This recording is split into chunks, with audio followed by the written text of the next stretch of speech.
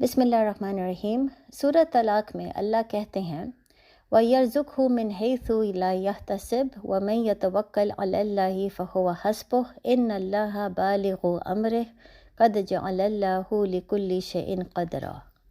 اور اس کا ترجمہ ہے اور وہ اس کو ایسی جگہ سے رزق دے گا جہاں سے گمان بھی نہ ہو، اور جو خدا پر بھروسہ رکھے گا تو وہ اس کے لیے کافی ہے۔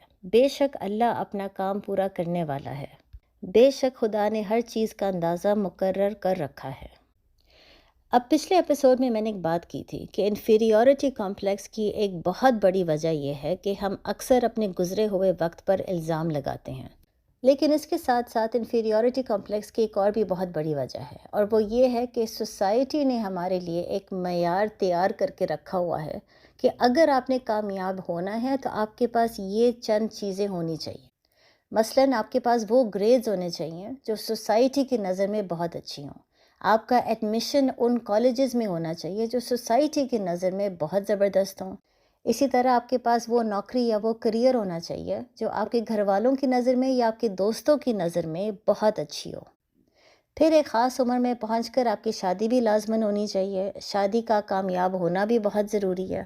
اور پھر ایک خاص عمر میں پہنچ کر آپ کے بچے بھی ہونے چاہیے، اور بچے بھی بہت ذہین اور خوبصورت ہو سوسائٹی کے معیار کے مطابق۔ اور پھر ظاہر ہے جب آپ کے بچے بڑے ہو جاتے ہیں تو پھر سوسائٹی کی نظر آپ کی اولاد پر ہوتی ہے، وہ کون سے گریڈز لے کر آتے ہیں، ان کی ایڈمیشن کون سے کالجز میں ہوتی ہے، ان کی شادی کب ہوتی ہے، ان کی شادی کتنی کامیاب ہوتی ہے۔ اسی طرح ہماری موت تک یہ چیزیں ختم نہیں ہوتی۔ تو انفیریورٹی کمپلیکس کہاں سے شروع ہوتا ہے؟ جب ہم ان تمام چیزوں کے پیچھے بھاگتے ہیں اور اگر ہم اس میں سے ایک چیز بھی حاصل نہ کر سکے تو ہمیں یہ محسوس ہوتا ہے کہ اب ہم ناکام ہیں، اب کوئی بھی ہماری عزت نہیں کرے گا، اور اب ہم جو مرضی دنیا میں حاصل کر لیں ہم کبھی بھی خوش نہیں ہو سکتے، ہم کبھی بھی کامیاب نہیں ہو سکتے۔ تو اسی لیے یہ آیت اس معاملے میں بہت خوبصورت ہے، کیونکہ اللہ ہمیں یاد کروا رہے ہیں کہ پہلے دن سے رزق دینے والا خدا ہے۔ ہم نے اس سے پہلے اپنی زندگی میں جو کچھ بھی حاصل کیا ہے اس میں ہمارا کوئی کمال نہیں ہے، اور یہ وہ چیز ہے جو ہم اکثر بھول جاتے ہیں۔ اس لیے جب ہمارے گریڈز اچھے نہیں آتے، ایڈمیشن اچھے کالج میں نہیں ہوتا، ہماری شادی کامیاب نہیں ہوتی، ہمیں یہ لگتا ہے کہ بس اب زندگی ختم۔ ہم بہت جلدی گھبرانا شروع ہو جاتے ہیں، اور اس وقت ذہن میں ایک ہی بات آتی ہے کہ پہلے ہر چیز ہمارے بس میں تھی، اب ہمارے بس میں کچھ بھی نہیں رہا۔ اور اس کی وجہ سے اللہ ہمیں اس آیت میں یہ سمجھا رہے ہیں کہ پہلے دن سے آپ کے بس میں کچھ بھی نہیں تھا۔ آپ محنت ضرور کر سکتے ہیں، جہاد کر سکتے ہیں، لیکن آخر میں وہی ہوتا ہے جو اللہ کی مرضی ہے۔ تو اگر اس سے پہلے آپ کی زندگی بہت اچھی جا رہی تھی، گریڈز بہت اچھے آ رہے تھے، شادی بہت کامیاب جا رہی تھی، وہ اس لیے نہیں کیونکہ آپ بہت عقل مند انسان ہیں اور ہر چیز آپ کے بس میں تھی، وہ اس لیے تھی کیونکہ اللہ چاہتے تھے۔ اللہ چاہتے تھے کہ آپ کو رزق ملے، آپ کو اچھے گریڈز ملے، آپ کو نوکری میں بہت پروموشن ملے، کیونکہ اس کے ذریعے اللہ آپ کو آزما رہے تھے۔ اور اب یہ تمام چیزیں چھیننے کے بعد اللہ آپ کو ایک اور آزمائش میں ڈال رہے ہیں۔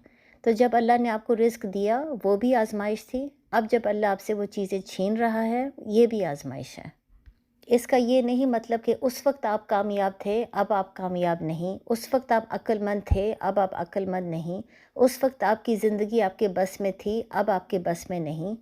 اس کا صرف یہ مطلب ہے کہ زندگی ایک آزمائش ہے، کبھی اللہ آپ کو دے کے آزمائے گا، کبھی اللہ آپ سے چھین کے آزمائے گا۔ لیکن گھبرانے والی کوئی بات اس لیے نہیں، کیونکہ چاہے آپ کی زندگی آپ کے بس میں کبھی تھی ہی نہیں، اللہ کے بس میں تو تھی اور اللہ کے بس میں ہمیشہ رہے گی۔ تو جس کے بس میں ہر چیز ہے وہی آپ سے اس آیت میں وعدہ کر رہا ہے کہ اگر میں آپ سے کبھی کوئی چیز چھین بھی لیتا ہوں آپ کو واپس دے دوں گا، کیونکہ رزق اللہ کے ہاتھ میں ہے، اور میں ایسی جگہ سے آپ کو دوں گا جو آپ کبھی سوچ بھی نہیں سکتے تھے۔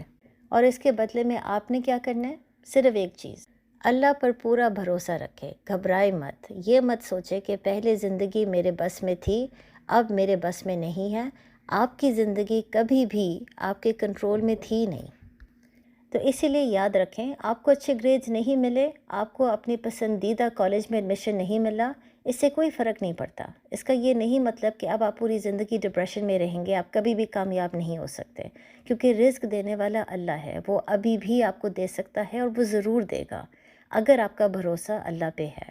آپ کی شادی کامیاب نہیں ہوئی، اس کا یہ نہیں مطلب کہ اب آپ پوری زندگی ڈپریشن میں گزاریں گے، کیونکہ رزق دینے والا اللہ ہے، وہ پہلے بھی آپ کو دے رہا تھا، وہ آگے بھی آپ کو ضرور دے گا۔ آپ کا صرف کام ہے اللہ پر بھروسہ رکھیں۔ اور آخر میں اللہ ہمیں اس آیت میں یہ سمجھا رہے ہیں کہ خدا نے ہر چیز کا اندازہ مقرر کر رکھا ہے۔ تو بہت محنت کرنے کے بعد اگر کوئی چیز آپ کو نہیں ملتی، اس کا یہ نہیں مطلب کہ آپ ناکام ہیں، اس کا مطلب یہ ہے کہ اللہ نہیں چاہتے تھے کہ وہ چیز آپ کو ملے۔ کیوں؟ کیونکہ اللہ جانتے تھے کہ وہ چیز آپ کے لیے بہتر نہیں ہے۔ ہو سکتا ہے اگر اللہ آپ کو وہ چیز دے دیتے تو آپ اس کی عبادت کرنا شروع ہو جاتے، آپ اس کی محبت میں اسلام بھول جاتے، اپنی زندگی کا مقصد بھول جاتے۔ آپ نہیں جانتے کہ آپ کا رویہ اس وقت کیا ہوتا، لیکن اللہ ضرور جانتے ہیں۔ تو اللہ نے شاید آپ کی آخرت بچانے کی خاطر وہ چیز آپ سے دور کر دی۔ تو اسی لیے یاد رکھیں، سوسائٹی کے معیار کے پیچھے مت بھاگیں۔ آپ کبھی بھی لوگوں کو خوش نہیں کر سکتے، نہ ہی آپ لوگوں کی نظروں میں کامیاب ہو سکتے ہیں۔ مثلاً اگر آپ کے بہت اچھے گریڈز آ جاتے ہیں، بہت اچھے کالج میں ایڈمیشن بھی ہو جاتا ہے، بعد میں بہت شاندار نوکری بھی آپ کو مل جاتی ہے، لوگ پھر بھی آپ کو کامیاب نہیں کہیں گے، وہ کہیں گے آپ کے اندر غرور بہت ہے، آپ کے اندر دنیا کی محبت بہت زیادہ ہے، آپ نے کبھی اسلام کے لیے کچھ نہیں کیا۔ بلکہ آخر میں آپ کو صرف دکھ ہوگا یہ سوچ کے کہ آپ نے یہ زندگی بھی ضائع کر دی اور اگلی زندگی کی کوئی تیاری بھی نہیں کی۔ آپ جب اللہ کے سامنے کھڑے ہوں گے تب آپ کو احساس ہوگا کہ اللہ آپ سے یہ نہیں پوچھے گا کہ آپ کی شادی کامیاب تھی، آپ کو گریڈز اچھے ملے، آپ کو شاندار کالج میں ایڈمیشن ہوا یا نہیں، آپ کو بہت اچھی نوکری ملی یا نہیں۔ یہ سوال تو اللہ آپ سے پوچھیں گے ہی نہیں۔ بلکہ اس وقت جو سوال آپ سے اللہ پوچھیں گے، جس کے بنیاد پہ فیصلہ ہوگا کہ آپ جہنم میں جائیں گے یا جنت میں، آپ کو تب احساس ہوگا کہ ان سوالوں کی تو آپ نے کوئی تیاری بھی نہیں کی۔ تو اسی لیے آپ اپنے آپ کو سوسائٹی کے نظروں سے نہ دیکھیں۔ سوسائٹی اگر آپ کو ناکام بھی کہتی ہے تو یاد رکھیں کہ جب تک آپ اللہ کی راہ میں جہاد کرتے رہیں گے آپ کامیاب ہیں، اس دنیا میں بھی اور آخرت میں بھی، کیونکہ رزق دینے والا صرف اللہ ہے۔ السلام علیکم۔